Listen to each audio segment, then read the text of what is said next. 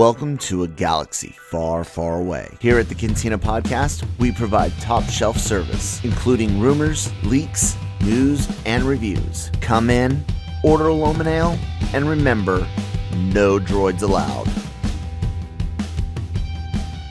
Well, you guys know what that music means, because it's, you guys clicked on the video or the podcast link or the article link, and you already knew before you heard the music what you were listening to, and that is LRM's The Cantina. Well, welcome. I am one of your hosts, Kyle Malone, and I am joined, as always, by the other host, Cam Clark. What's up, bud? Hey, nothing much. That music means it's Friday, and you ain't got shit to do, so I'm going to hit you hard today. You get to enjoy a ride home and listen to Star Wars discussions. So, yeah. Why not? It kind of sucks, Cam. You know, last week we did our first ever live Cantina, and I think that went decent. I had a good time. Did you have a good time? Yeah, it was a good discussion. Yeah. It was quite a robust discussion between the three of us. You know, very much so. You guys can we ripped it, put it in audio, as well as the video is still on YouTube. Go check that out. We're gonna try to schedules depending. Try to do at least once a month live with the Cantina. Maybe every now and then we might be able to eke out twice in a month, but we'll see how that goes. But right after we cut off the air, like maybe 30 minutes, 45 minutes.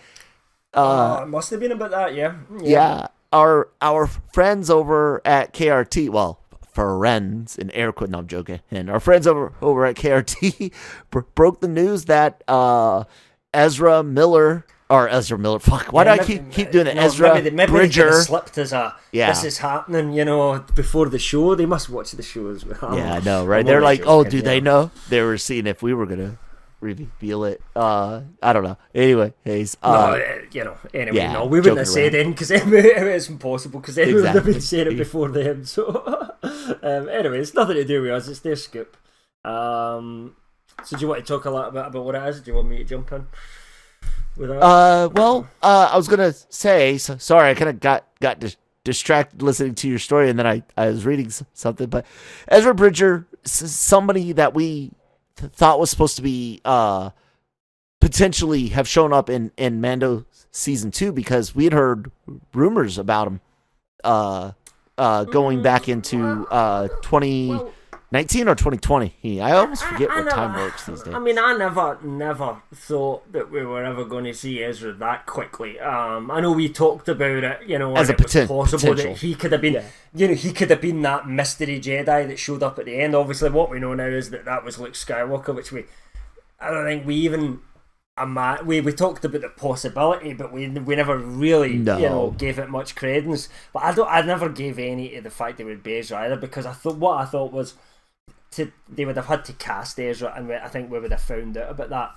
However, what we did know is we knew that, or we had been told by our source that gave us the same scoop on Boba Fett, Ahsoka, the Gina Carano show, which we think is Rangers of the Republic, except she won't be in it anymore. But different times. I think that's understandable where we got slightly out of whack on that one. But the same source told us at the time another show that's coming though is one focused on Ezra and Thrawn. Yep. Now it's not been announced, but we think that could come later on, because the story's not got to the point where they want to announce a Ezra Thrawn show at this moment in time. I think, leading up to that will be whatever happens in the Ahsoka series. Yes. Which we don't have a good idea, other than the fact that we have that epilogue at the end of Rebels where Ahsoka comes and gets Sabine and says, right, we're going to go and look for Ezra. And then, however, by the comments Dave Filoni's made, it's not clear whether that came before where we see Ahsoka and the Mandalorian or after it. Most fans seem to think that's after it, and may even be after Ahsoka, so almost like Ahsoka will end, and it'll be her going to Sabine and starting that, but in live action, so you'll see the same kind of epilogue, Right. and then that could kind of go on to something else. Exactly how it works, we don't know. All we can say is that we were told an Ezra and Thrawn show was definitely being developed. So we did expect to see Ezra live action cast at some point, but obviously, as far as KRT have heard, that process is in full swing at the moment, and Lucasfilm are heavily circling one Mina Masood, who you may remember from such movies as Aladdin. He basically played Aladdin in the most recent Disney live action, so he's got that Disney connection anyway. Super popular, really good looking young guy, so the young girls like him and all that sort of stuff. Definite sort of star material there. I haven't seen Aladdin, so I don't know what he's like acting wise, but obviously he's got that kind of Indian heritage, kind of Southern Asian kind of heritage going on, as well. So which kind of matches what we all kind of imagined Ezra to be like from his animation. That's the kind of person that I think everybody was kind of looking at as to play Ezra. So it makes a lot of sense. But Yes. what KRT have said is that he hasn't, as far as they know, signed on yet. It's not on the dotted line. He's not definitely going to do it, but discussions are basically ongoing at the moment. Now, call me a cynic, but I don't think there's a lot of actors, if they come to you and say, we'd like you to play this basically leading role in a Star Wars series, are going to turn that down. Are you sure? Yeah, well, not especially when it's Favreau and Filoni, and you know what it's done for Pedro Maybe if it was the Pascal, Acolyte. and look what it's done for somebody like Gina Carano. Even it's it's popular. This is big. If you can get into this is one of the biggest shows on TV at the moment, and these shows are all going to be connected. I just have a hard time seeing, if they really want him, I just have a hard time seeing Mina going, you know what, I've decided, nah, it's not really for me, I don't fancy this gig. So, although it's not official yet, I don't think it'll be too long before we hear something that it was, or it is official. And, sometimes these things, like when we broke the Hayden Christensen scoop at first, he hadn't signed on, Right. and that's a kind of like, if he had said no, they can't go that direction with the script, because you can't recast Anakin really. So they must have, that must have been a more nervous situation than what they're in at the moment, because if obviously within about a month we heard that he had then signed on officially to it. It was about a month later or something like that. We were the first to break that one as well. But in terms of Mina, I just have a hard time not seeing it going through. That's all I'm going to say. We don't know any more than what the guys said, but it just seems like it fits perfectly to me. So what do you think of Mina Masood as Ezra Bridger? Now, we'll preface this by saying you're not the best person to probably talk about Ezra Bridger much, are you? No, You not don't really. know much about Ezra, do you? I tried giving Rebels a chance, and I'm one of those odd people. The millennial generation starts as early as 80 to like 83, and runs as late as like 95 to 99. I think some of you even push into 01, 02 as far as years of birth for the millennial generation. But those of us born like January, February, like early 85, but back, not like in the first half of the decade, to parents that were the end of baby boomers, but they weren't Gen X. They had older baby boomer parents, like all that stuff feeds into who my Star Wars experience and why I'm such a OT type, to where I'm almost like you to a degree, you know, but you also are older, so you had kids that were able to get into some of this stuff, and I didn't have a kid yet. I mean, that's the thing. But the time, I mean, up until 1999, all we had Star Wars was the OT.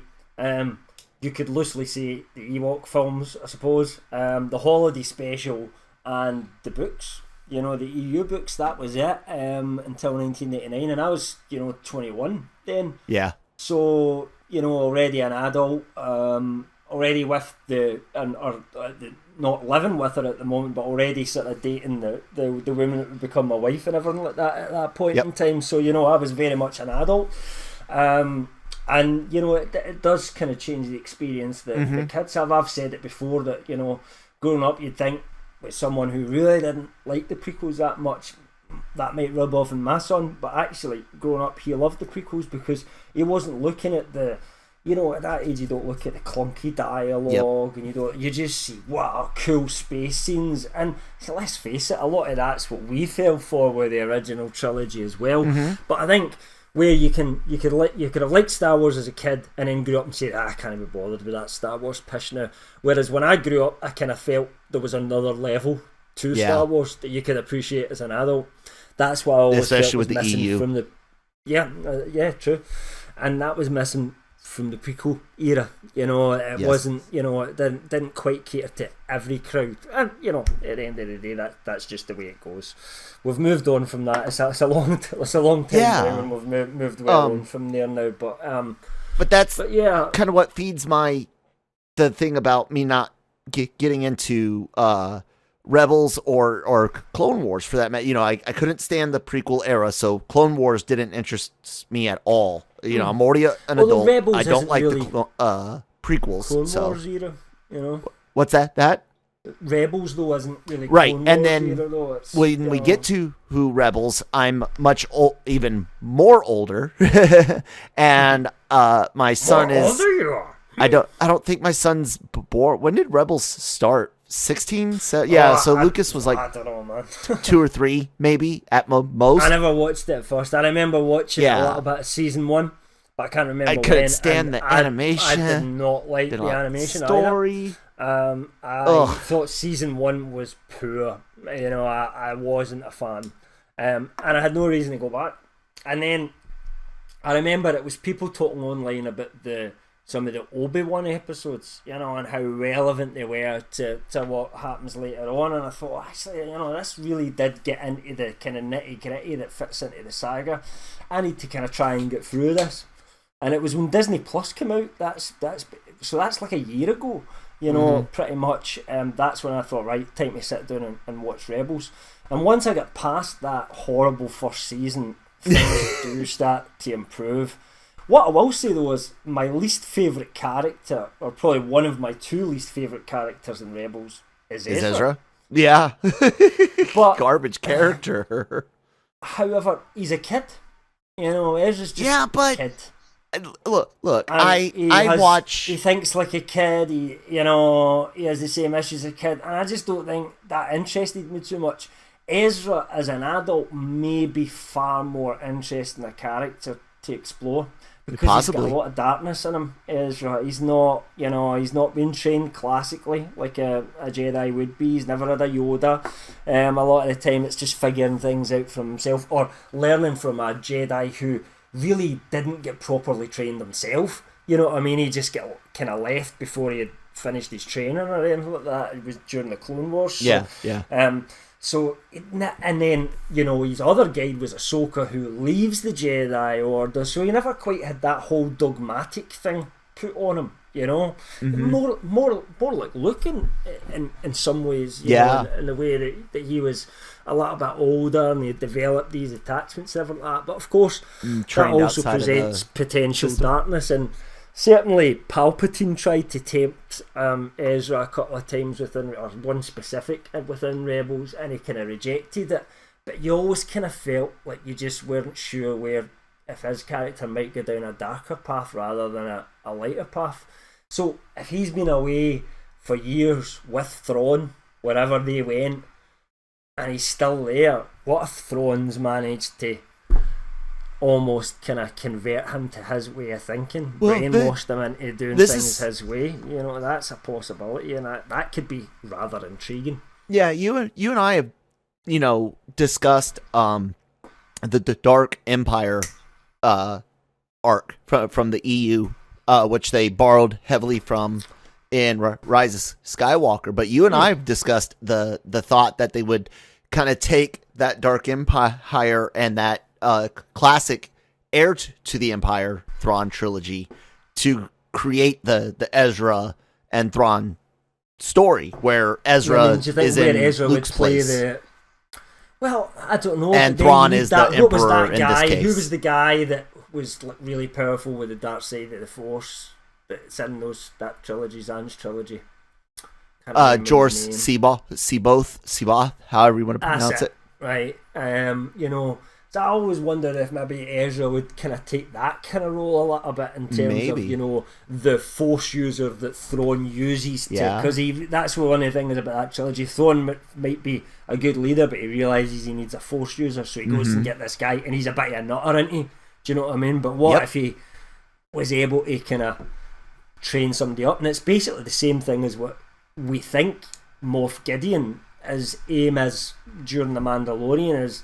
The Empire needs a Force user running them.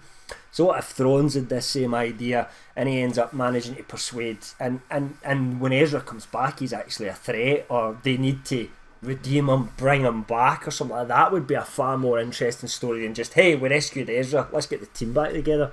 Yeah. Do you know what I mean? To me, so I always like to kind of explore that dark side a little bit more in people. I so agree. That would be interesting to me. And therefore, he could be a really interesting character because he's grown up now, and he's got a proper live action actor playing him that's able to kind of put all that emotion in, So I'm not saying I'm not interested in Ezra. It's just that, he was not the reason I watched Rebels. I liked the, Hera, Ahsoka herself, some of the other characters were far more interesting to me that were in Rebels, even though they weren't the kind of main characters, if you like.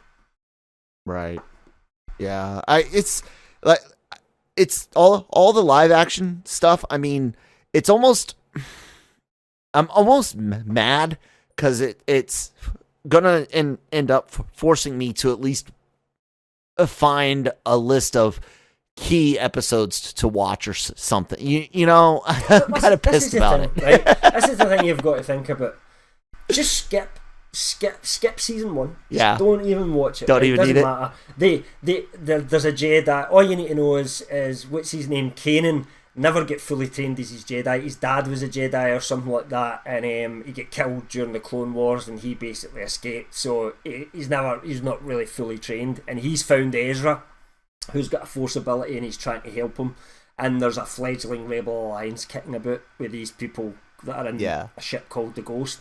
That's about all you really need to know, honestly, going into season 2. And then things do start to get better. But really, it was like season 3, season 4 where things improved a great deal for me. But it's watchable in season 2 a little bit more.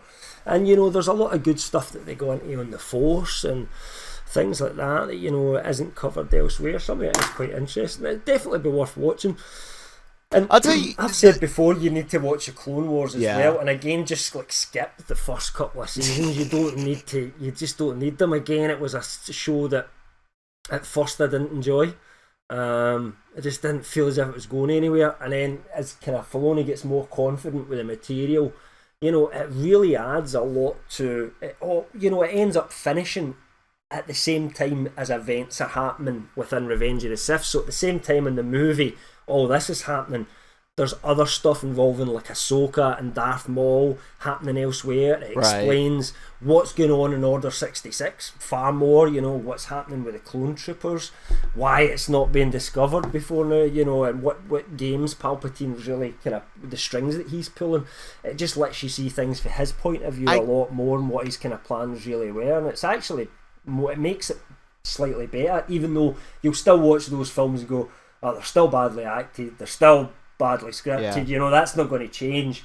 But you can have the idea of what they are in your head and actually enjoy Clone Wars because it's got better dialogue and it's better scripted, in a lot of ways, especially when they get to the kind of last couple of seasons. Yeah. There's some arcs that just don't work, but you can just kind of almost dismiss them and say, right, that arc was shit. Ignore it, erase it from your brain. Yeah, I was talking about something similar to that with Marvel and Sony and Spider-Man yesterday on LR Mornings. I was like, I think Sony will still do a shit ton of their things because Holland kind of makes it sound like there's at least a tentative plan in place to continue on. But I had said I could just ignore Venom, Let There Be Carnage, and Morbius, and just whatever Spider-Man does in the MCU Prime is all that I'll concern myself with. But I'd like to see them just make a complete split in terms of I know this is getting into Marvel. I'd love to see them just take Andrew Garfield and say, right, he's going to be the Spider-Man in their universe now, and just bring him back? Leave Holland in the MCU. Who cares? I don't care about what Sony do in their movies. I just want Tom Holland and Marvel. Yeah, but if it's still Sony to keep making money off it, if they want another Spider-Man in their universe, let them fucking at it. Let them go. They're not going to do that. They're not going to do that. As long as it doesn't interfere with the MCU. But anyway, Star Wars. Because it is more. You don't have these different universes. Everything's or they've done their best to try and canonize everything together.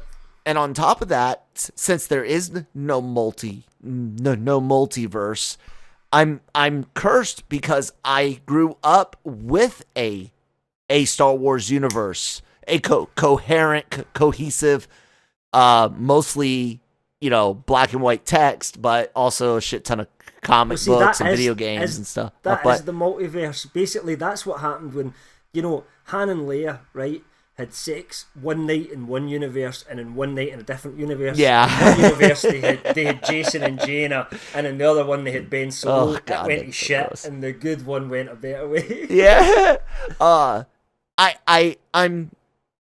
I'm cursed by that experience. That it's almost like, first off, a lot of the stories that Filoni and his Clone Wars and Rebels team were adding were either things that were already covered in enough detail, or really didn't play a role on the future EU as much as they try to make it play a role in while Clone Wars was on air and stuff like that.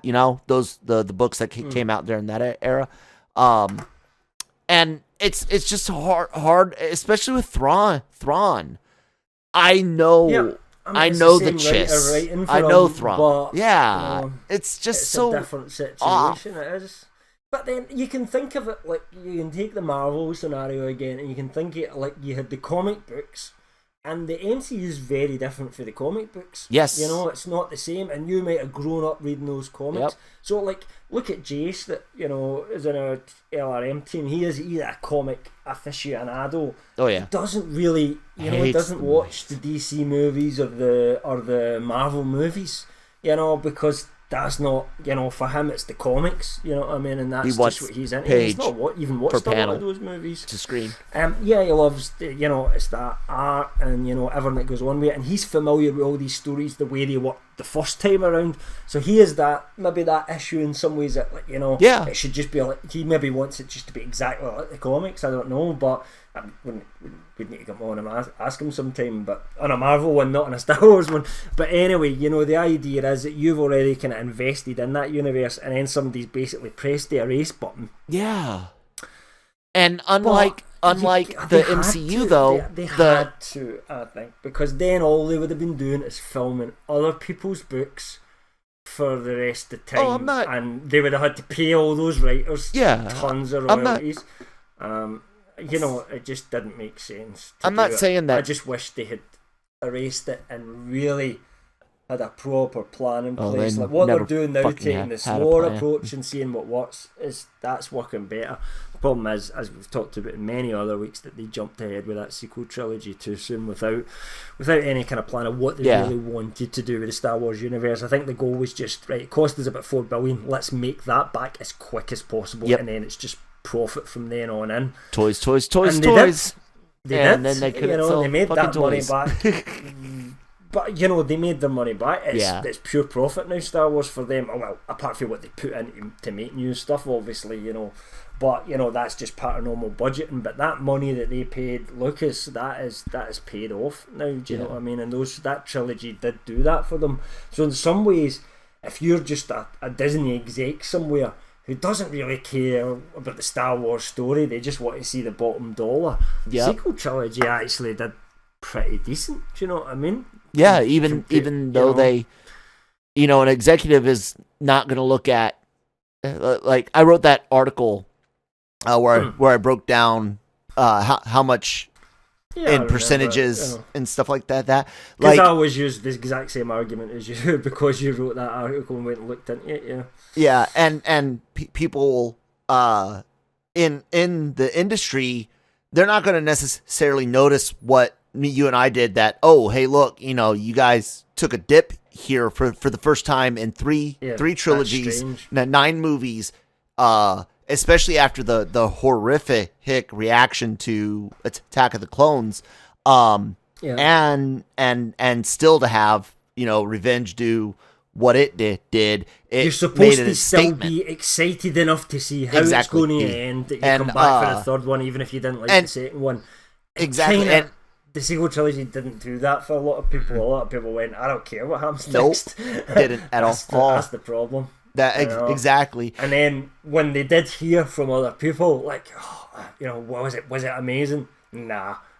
Bro, you're not missing anything. It was shit. Then they're not. The word of mouth was really bad for that film, so that doesn't help either. So you've got the people like us who were always going to go opening night and see it anyway. Yep. And then we go out, we write articles, did a podcast that day, and basically no one liked it. If anybody's listened to our podcast, it's going to say, right, there's 6 guys that all love Star Wars and none of them really like this movie. And we had people that loved The Last Jedi, people that hated The Last Jedi on that podcast, and all of us were just like, and no one at best. No one liked it. At best, I think I was probably the most vocal against it, but nobody was like defending it. You know what I mean? At that point. So, but what investors will stand up and take notice to is that it was a profitable movie. And why did Solo not make any money? And they'll, and it's only maybe now that they're starting to see how popular Mandalorian is and things like that maybe, these executives are going, okay, this is possibly a better way that we could do Star Wars than what we've done before. And ultimately, you need somebody that can guide all that. I've said before that Disney does need its own Kevin Feige because he's the person that kind of Lucasfilm is there Star telling Wars the executives, well, this is why you're making money off of this. Yeah. And if we started doing this, we would stop making money. Okay, Kevin, we trust you. I'm just not sure either whether Kennedy has that relationship with the Disney investors or she herself doesn't fully understand what the fans are looking for. Possibly it's potentially one of the two. I think it's a combination. I think could be a combination. Yeah. I think she's an ideologue. She's got her own ideologies, and there's nothing wrong with that. And she tried it out, and I don't mean just politically. I mean business wise. Yeah. Like the whole story. The whole nine. She's got her own ideologies on how things should be done for Lucasfilm, and like you pointed out, we can point to some failures. Yeah, some pretty horrific ones when you get down into the details. But like you said, the investor, the money guy, all they care about is did we in the end of the day did we make profit, break even, or lose? and Which she has made a profit. Made profit. The only one that didn't was Solo, and that's the one that they hold her over the coals for. Mm-hmm. And to be fair, they probably look at that as that she picked the wrong person. She had to change a director halfway through, so the budget blew up. That's what they'll look at, probably those types of things, rather than sitting in message boards while all us fans complain about the way they do certain things. Yeah. I think what Kevin Feige does is kind of understands that it's important to know what the fans want and what their reactions are. Mm-hmm. However, you don't just give them what they want either. That's the danger. Mm-hmm. You can't do that. It has to be a balance, Yes. And he's proved that he can get that balance right. He can surprise us and give us what we want at the same time. Exactly. And I think so far, because it's early days, Jon Favreau and Dave Filoni have also proved the same thing. I think Dave Filoni, you can look at his successes. Most fans, I would say I enjoy both the Clone Wars and Rebels more than either the prequels or the sequels. Yeah. So for me, that gives Dave Filoni some kudos, if you like, street before we even start. Street cred with the cam. Yep. And then I look at the first 2 seasons of Mando, which, apart from some criticisms, is season 1 where they were able to pull it back. I really enjoyed season 2, and what they're building excites me. Do you know what I mean? That's great, but at the end of the day, it's still what brings in people to theatres, what makes the money that's going to drive it. So, it's hard to say exactly what the future of Star Wars will be. I think the Disney Plus side of things a little bit easier.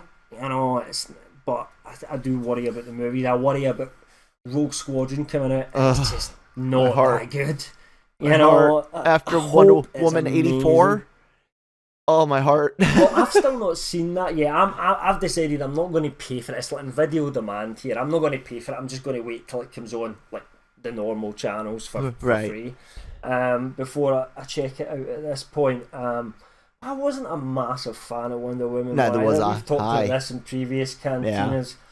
So I'm not super confident in Patty Jenkins. I hope that it's a great film, because it sounds like a great idea for a film. One that if you'd asked me and you maybe a year ago, what could they do just as a one-off film with Star Wars? Probably among a few other ideas, both of us would have probably hit in a Rogue Squadron movie. Yeah. Do you know what I mean? We would have loved the series, but it's like, you could do a single story movie. You love the aerial combat and all that, and I love that. Was my favourite aspect to Star Wars. When I was a young kid, was the space fighting, the starships. You know what I mean? Getting about fighting each other and shooting each other. So I was happy sitting with 2 spaceships playing when I was a kid and just having them chase each other run about my bedroom, which would be some galactic cave, as much as I was getting the figures out and all that sort of stuff. So not to mention it could be an amazing movie. I just hope it is and worry it won't be. And if it's just not that good and we're all like, it's about, and that's how our reaction to Rogue Squadron is, it'll feel like another failure again to me at the cinema. I know Jammer disagrees with me on this. With what? Brian agrees with me on this, and I know I think we've talked about it before, but refresh my memory. Do you think that the theatrical Star Wars films survive if Rogue Squadron fails? Yes, they're the ones that are already in production are going to get made, but they might get shifted to Disney Plus, or things might change with them, maybe potentially. Taika Waititi's movie will come out in theaters. 100% Taika Waititi's movie will come out in theaters. I agree. And the thing is, after if that Rogue is what I'm asking. Isn't that good, but Taika's movie's amazing, I don't think it'll matter. They just won't see that. They don't go down that route anymore, and we will go whatever route Taika goes down, and that's the way they'll do it. I think that's why they've got 2 films out that are going to be very different for each other. I think they're kind of testing the waters a little bit, but by bringing in people who have got a fan base already as directors. Hold on, Cam, go back a second, buddy. Think about what you just said. Everything in Star Wars is just about right now is split in half. Between, and again, when I say the Filoni Favreau camp, that is not me saying that Filoni and Favreau themselves are part of some rift in Star Wars. I'm just talking as far as projects. Different projects, exactly. Yeah. So there's the Mandoverse, right? Sure. Which is, and we can separate Obi-Wan and Andor from that because Filoni and Favreau have no involvement in those shows. Right. Okay. So we got. But we've got the Mandoverse, and then we've got the rest. Right. Like. And we know up until Mandoverse, we Kennedy was at the core of it all. Right now, her project, like you said, the movies that are going to get spinning up into production soon, and a couple of these other shows.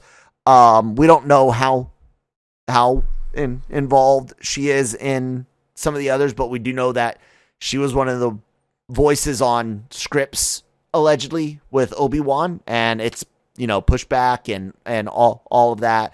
But there's this.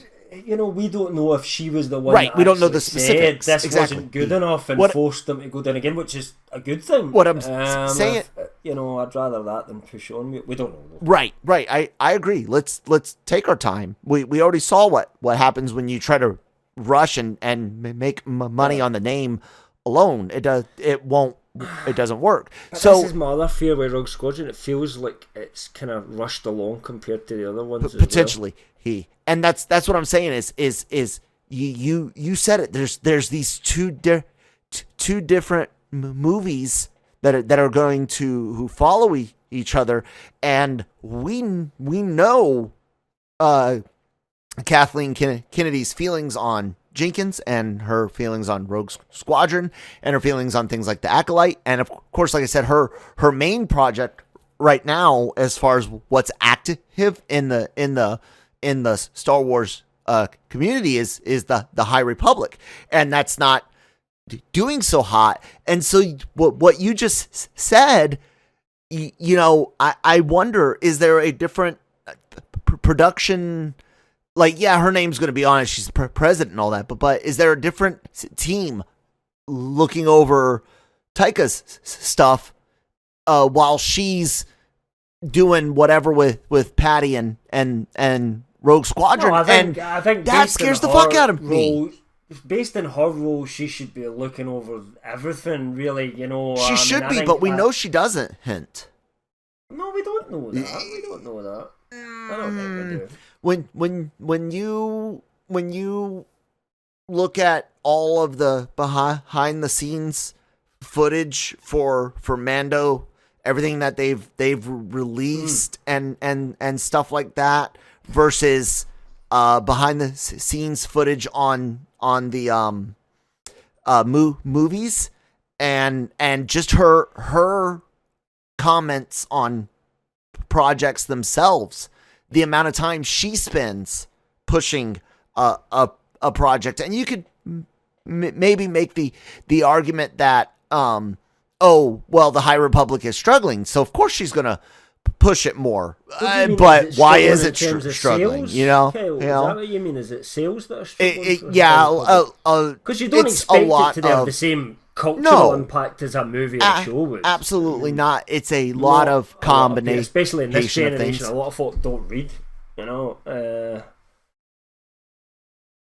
What's that? I mean, on the Star Wars forums I check out, the people who are interested in the books are talking about the High Republic in pretty glowing terms. I haven't read them yet because, as I've explained before, I'm not going to read 2 or 3 different books at the same time. Right. So I'm reading other books at the moment, but I'll get to them eventually, and I'll give my own opinion at the time. Right. But I'm not hearing a sort of negativity. What I'm hearing mostly is praise. But I think if you're talking book sales at the moment, book sales are not in a good place worldwide at this moment in time in terms of physical sales, because there's not a lot of shops open. But they're doing most of the trade through sort of digital stuff and that. But I've all. This is getting into another argument, but I think they far overpriced digital downloads, you know, for books and stuff like that. Yeah. So and that could a hurt brand it. new Star Wars book, I bet costs you about 12, 15 quid for a young adult Star Wars. Mm-hmm. No thanks. I ain't paying that for a young adult book. Right, right. I can genuinely, and it's far, far easier to pirate books than it is TV shows or anything like that. I mean, it's just the written word. It's pretty easy to you could probably read it online with a simple Google search if you really wanted to. You know, there's like websites you can go We're to. not suggesting people break the law or anything. Suggesting people do that. And you know, but I'm just, you know, piracy is a big issue that companies have to battle, and it's far harder to battle that for books than it is. So all I'm saying is you don't expect the same kind of boom and sales boost and everything like that, you know. Right, and like I said, Mando, it's not just any one thing. I pointed out, you know, several things, bringing up articles, things that she talks and pushes, things that her face is on versus things her face is not. Yeah, all of that makes me indeed feel that she is not overseeing everything. I think Star Wars is compartmentalized. I don't know. Even if we make the argument that the sort of Mandoverse has been left under the kind of tutelage at the moment of and leadership of Filoni and Favreau, right? Mm-hmm. I mean, Kennedy's talked about the Waititi, sorry, she pronounced his name wrong, I apologise, Tiger. She's talked about that as much for what stage it's at, you know, as she has kind of Rogue Squadron, but Rogue Squadron's further ahead, so it's got a bit more, you know, marketing buzz around it now, because it's going to be the first one out, and she's working on it right now. Actually, I wonder when that starts. Have you heard any buzz about when that starts filming? No, but it's got to be sometime soon. And I had never thought of this movie idea, because I know what direction you're going in. The fact that the Taika thing's further out, so of course she's not going to say as much or have things to say. I agree 100%. That is legitimately possible. Like I said, the whole reason I went down this road was you were the one that were director. Like, they got two different movies, and I was like, oh my God, you're right.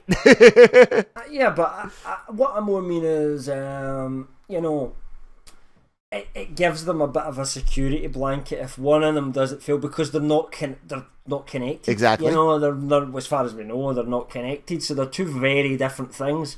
And if one blows up and the other one doesn't do so well, it kind of hides the pain a little bit, you know, and they can sweep one under the carpet. But I think Waititi's film will get people talking just because he's such a hot director right now. As you said, Oscar-winning director, which, you know, Patty's a pretty, you know, popular director at the moment as well, but not, you know, quite as much as Taika Waititi, let's face it. Taika's already proved he can work within one of the big franchises. We're doing, obviously, Thor Ragnarok, which was, I think, most people would agree, far and away the best Thor movie out the three of them. Actually, you know, I'm not sure, and I love Taika Waititi, you know, I love his stuff, but I was always worried about him in Star Wars until we saw the finale of The Mandalorian. Now, he's not written it, but he was able to put some of his kind of trademark panache in there, if you like, without making it not feel like Star Wars, which I was worried about, you know, because, you know, Ragnarok works because the MCU's just that little bit on the lighter edge compared to Star Wars, you know. So I thought, well, for Star Wars he needs to go in this direction a little bit more, and he did that. Oh yeah. And that's what, you know, and that's what makes me think, I think I'm really excited to see what it could do. I think it will be different, but I think it will not be too different that we all go, that's not Star Wars, because, you know, you know, what's whereas interesting? I don't see there's much risk in Patty's project, because it's so easy to nail. I think a really good Rogue Squadron film, it's almost like a film where it would be built on the set pieces. It is. It is so easy. The 4 or 5 characters is that what you're scares going me. to have the camaraderie. And and I don't want to penalise, Patty too much for Wonder Woman, because here's what I would say. I ain't a big fan of the Wonder Woman mythology or the character in the first place, I'm when it comes to DC, I'm like Batman, I love. I kind of quite like Superman as well, but the rest of them I just had virtually no interest in growing up, really, unless it was part of the Batman universe, who was always my favourite character. The rest, I thought Marvel were far more interesting.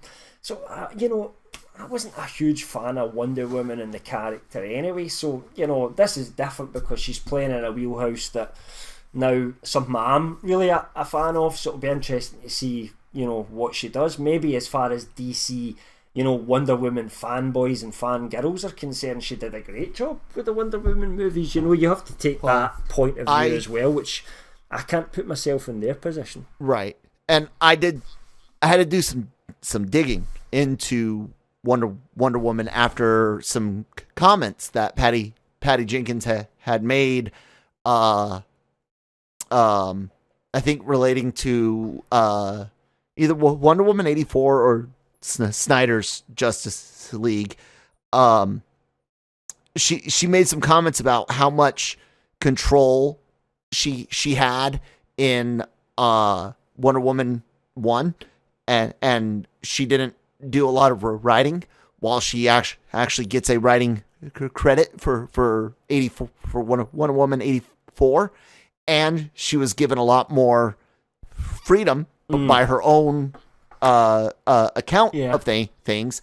And since I had seen both movies and had listened to the dialogue, to see the pacing and all of that, and also to know that the Wonder Woman 84 cut that we got, she got to play with that for over a year, and we still got what we got, and she swears up and down it's her vision, and I'm telling you if all the words that she say are true, then and that is her with freedom, and her with her flair in it more than the first movie.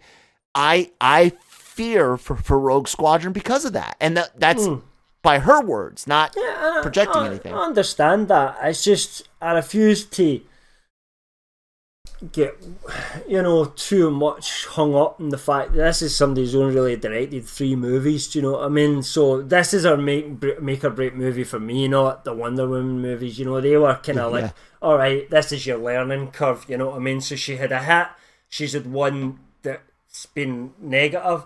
I want her to take that and make a great 4th movie, if you like. Hope so. You know what I mean? See her develop and kind of go into the next level.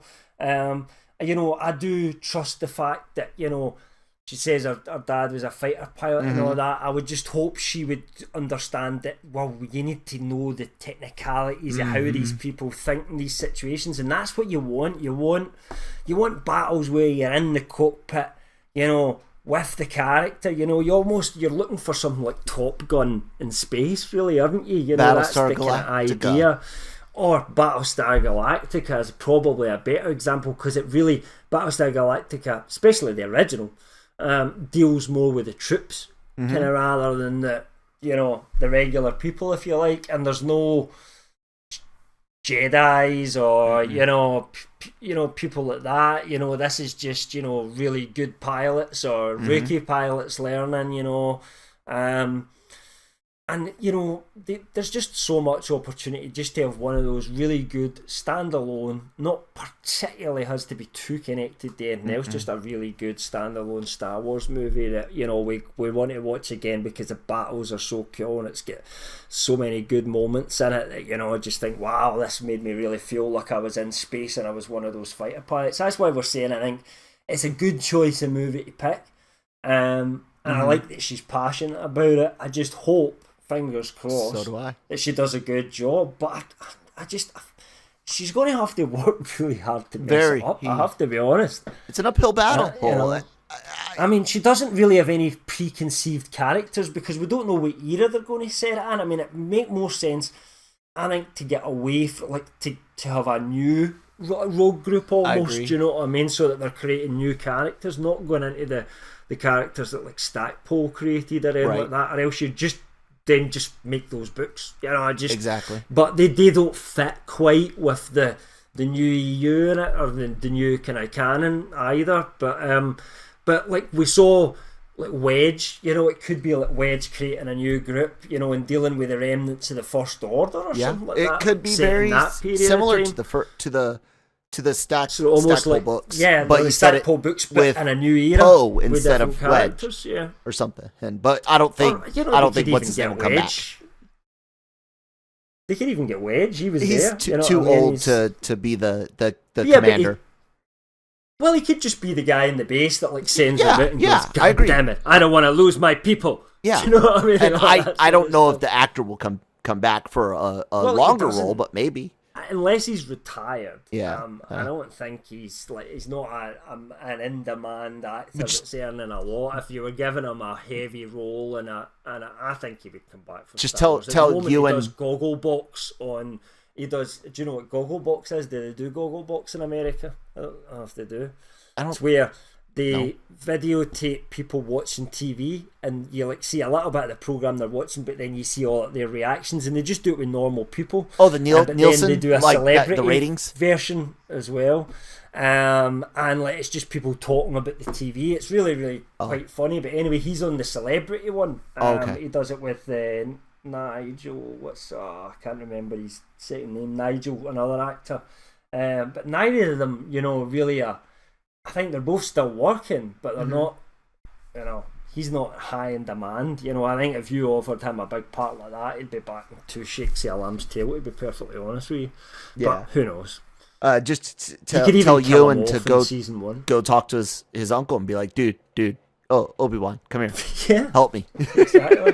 You know, maybe some people don't know that, but yeah, Dennis Lawson is Ewan McGregor's uncle. So there is that Star Wars connection. Deep Star Wars cut knowledge right there. I think doing having Wedge say, just like in the book, he was asked by Akbar to bring the rogues back to be a symbol and to also help mop up the Empire, you know. And this was, you know, a couple years after Return of the Jedi, and then you could do the same thing with this. I don't know that Oscar Isaac comes back, but maybe cameo in it or something like that. They could have something like that, like a cameo appearance for one of them, even just you know. I don't like the sequel trilogy much, but we have to accept it now. So do you know what I mean? I would have no issues with like ever them doing something in the future where Daisy Ridley come back, for example. I wouldn't really have an objection to that, as long as they don't let fucking J.J. Abrams anywhere. You know, and just get somebody to kind or Chris Terrio. No, not him either. There's a few. I've got a list. You got a list. His name will go on the list. The Ryan Johnson's not allowed. Not allowed to take him off. Galaxy far away list. Things get better. Yeah. I might take him back off if he does a good trilogy, if it ever happens. If it ever happens. But J.J. Abrams is never coming off my list. Oh man, I'm with you 100%. I hope it's all good. I just worry.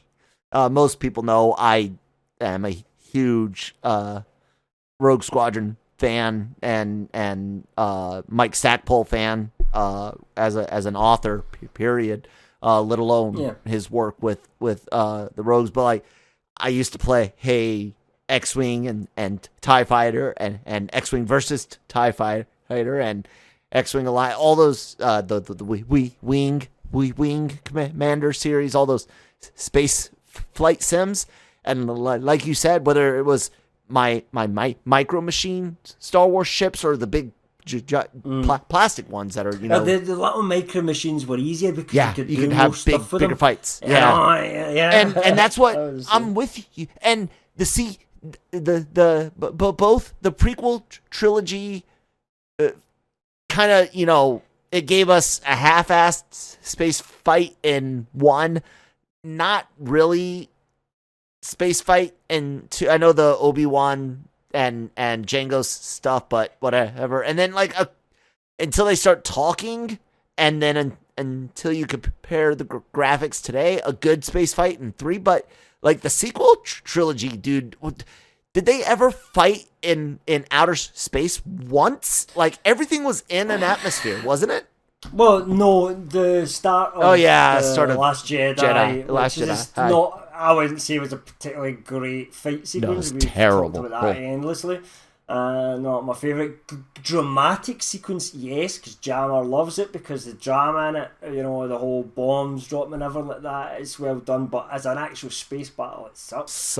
But that was the only one. As a Star Wars Force Awakens, everything's in atmosphere, and J.J. Abrams does exactly the same thing in The Rise of Skywalker, because the kind of battle in Exegol is kind of in atmosphere. It kind of looks a little bit in space, but it's not really, because there's people standing on top of Star Destroyers and stuff. That's what he's probably thinking. It's low Exegol orbit. If I go into space, how can I have people ride horses on top of Star Destroyers if I'm in space?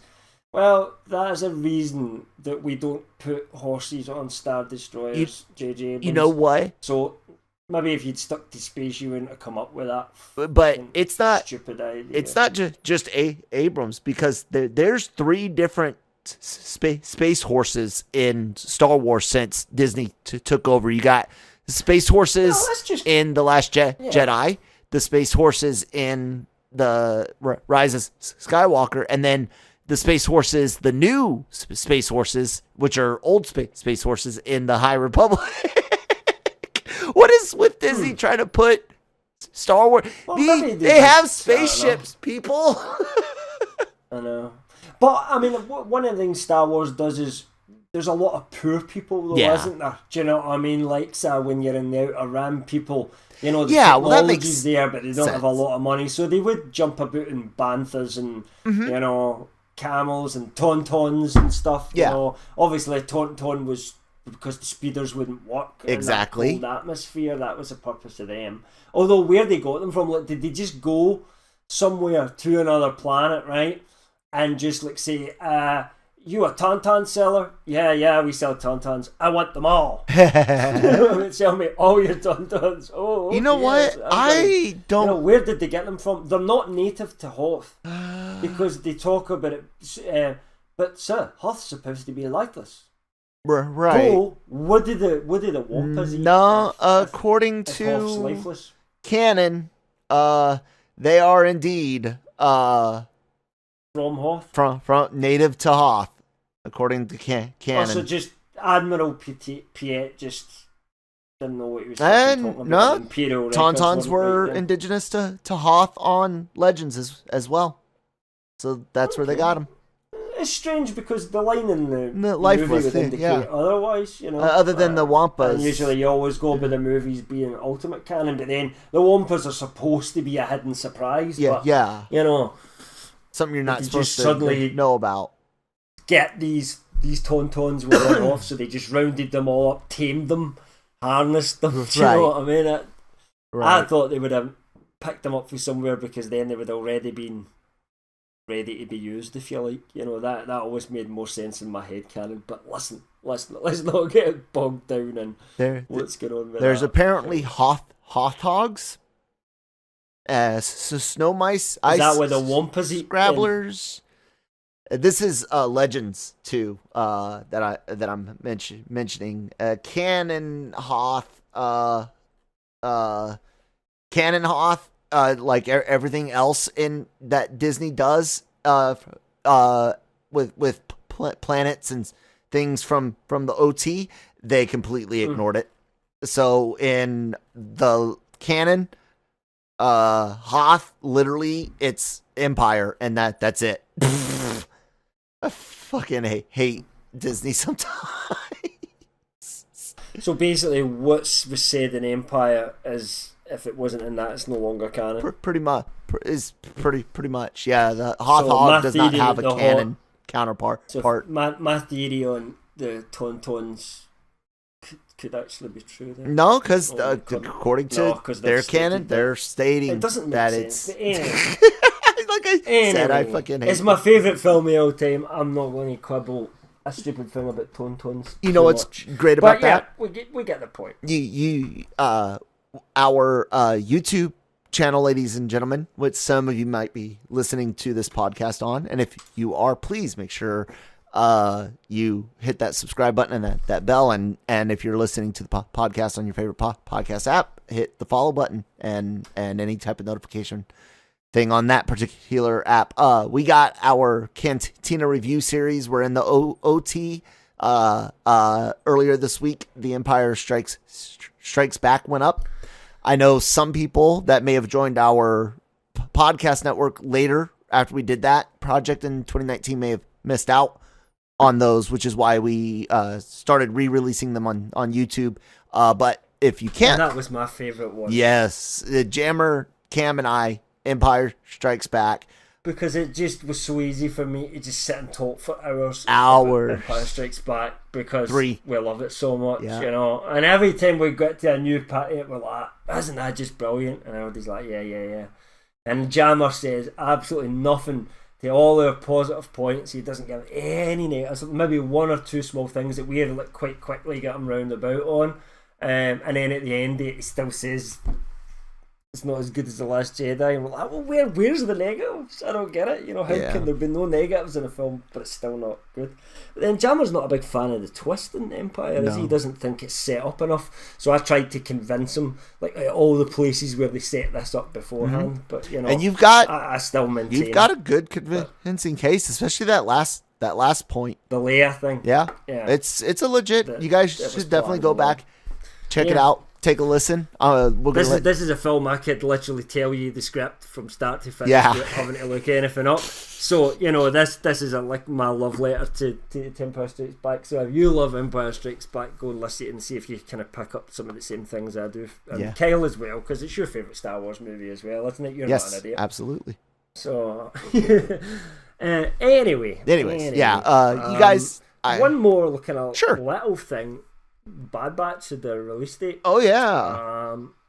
I don't care. Let's cover the leak for it. Yeah, you're not going to watch it when it comes out then, because then you'd be starting a kind of new show right for the start. You wouldn't have to go like, get into it again. Would you not watch it just to see what it's like to begin with? Should I?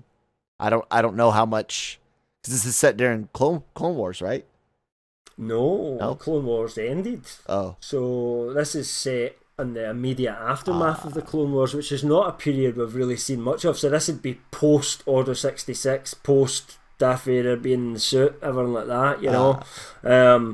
Yoda's fucked off, Obi-Wan's on Tatooine at the time, you know, and basically doing nothing. The Skywalkers are just infants. So this is at that period of time, and I think Fennec Shan's in it.